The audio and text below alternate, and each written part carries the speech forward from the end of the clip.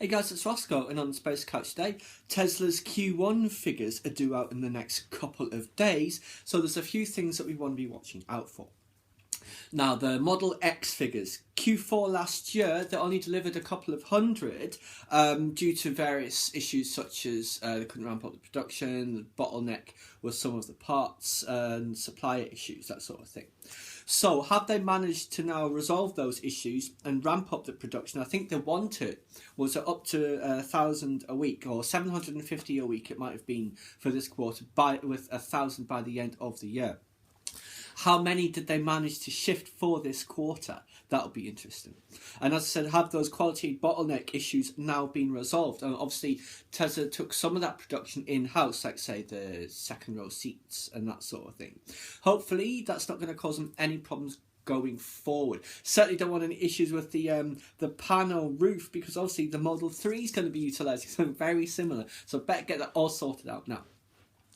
Also, the Model S, how many of those have been delivered? And is there going to be a big increase from Q4, which was in itself, I think, about level slightly less than Q3, although it was sequentially higher than the previous year's quarter? And also, how much higher will it be than Q1 last year? I mean, if they're looking to deliver 80,000 cars, which is their guidance for this year, then they do need strong figures for the Model S. Also, are there going to be any updates to the Model 3 sales figures? I mean, the last we heard, it was approaching 400,000, but that was several weeks ago. Could it be over 500,000 now, or has it slowed down? As maybe people are realising, yeah, that initial rush has now passed, and it's tapered off a bit, but that's also perhaps because they're not sure exactly how to build all those cars. Talk of possibly a second factory to help with production. Elon obviously sent out that tweet saying he was going to need to rethink production planning and capacity. So we shall see. The advantages, obviously, of building in China, and this is probably true for most markets for that matter, is you'll avoid the import duties on foreign cars, which in China, I think for electric vehicles or for US vehicles are very high. So that would certainly help spur the local production. Also, China's cities, the quality of the air is pretty poor, as you know. And cars that can have bioweapon defense modes will certainly be very popular out there.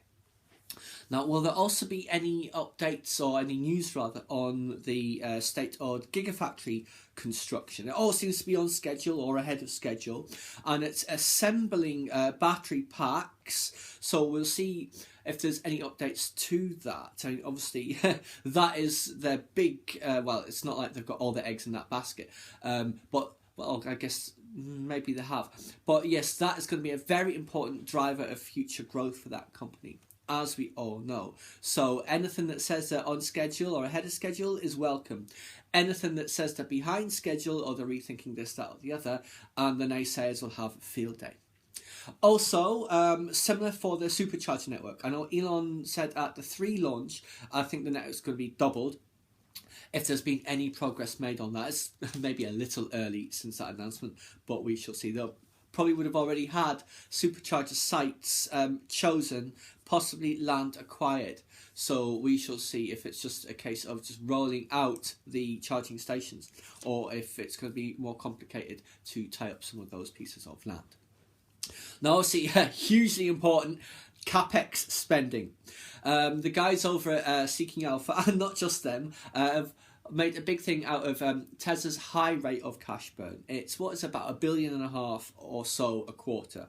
At least 300 mil a quarter it has been, if not higher, for the last several quarters. Obviously, they're not just throwing money into the air. I mean, that money is being spent on stuff. Supercharger network, Gigafactory, Model X and its issues, Model 3. So we shall see if that rate of spending has increased, stayed the same or declined. I can see instances where any of those could happen due to obviously MX. That should now just be transitioning to like standard production without too many issues, whereas a lot of the engineering will now be for the Model 3 and its launch going on sale and delivery for next year, so we shall have to see. A high capex figure is not the end of the world, because they are getting things for that money, including obviously the supercharger, the gigafactory, everything I've just mentioned about developing the cars and the engineering. Although we also want to know what the revenue figure is and the cash flow, obviously, in with that. Although it doesn't matter what it is, it won't satisfy the doubters at Seeking Alpha, like I said. Now, some other bits of news I saw Tesla in the last day. So apparently, their shares are always being shorted.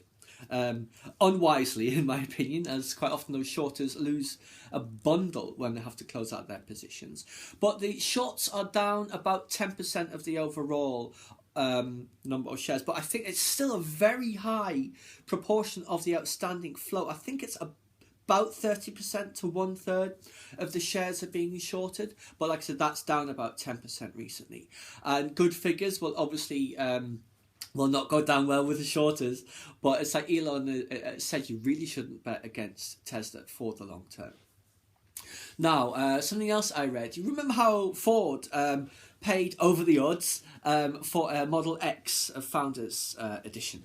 Well, there's been a Model X spotted in Ingolstadt in Germany. This is the only Model X that is not in the United States. And do you know who is based in Ingolstadt? That's right, it's Audi.